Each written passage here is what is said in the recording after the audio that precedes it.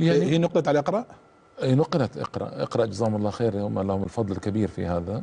ايه. الحملة الفرنسية بالذات على الجزائر، لأن الحملة الفرنسية على الجزائر سجلتها قناة الحوار في لندن. ايه. انا شغال، انا عندي يعني سؤال عن موضوع الحملة الفرنسية، وهذا كان الانسيديات. ولما ايه. أذاعوا الحلقة الثالثة عشرة ايه. اتصل بهم الإعلام البريطاني يطلب منهم إيقاف الحلقات.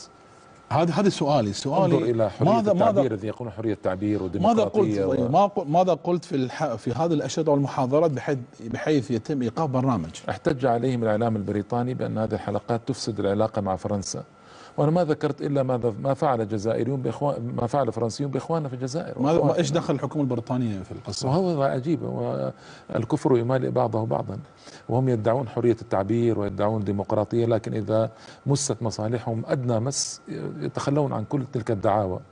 فيعني قال لي مدير القناة هددنا بإخراجنا من الهاتبيرد.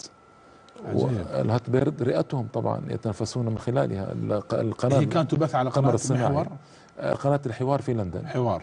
ففي الحلقة الثالثة عشرة أوقفت. زين، واقرأ ما كنت اقرأ ذهبت إليهم، والأستاذ محمد سلام جزاه الله خير مدير القناة، قلت له يا أستاذ محمد صار كذا كذا كذا، فنحن نريد أن نعرضها 4 حلقات في الأسبوع على غير العادة، حتى لا يتنبه لها الإعلام الفرنسي أو الإنجليزي فيوقفوها أيضا مرة أخرى.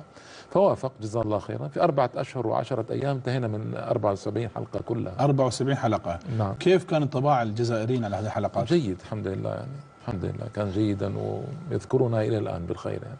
ما شاء الله. أنت حاولت تسويها في كتاب أو شيء، تجمعها في كتاب؟ في هناك اتصل بي شخص أيضا قريبا من مصر، قال نريد أن نحولها إلى كتاب، فأذنت له، إن شاء الله ربي يخرجها إن شاء الله على خير.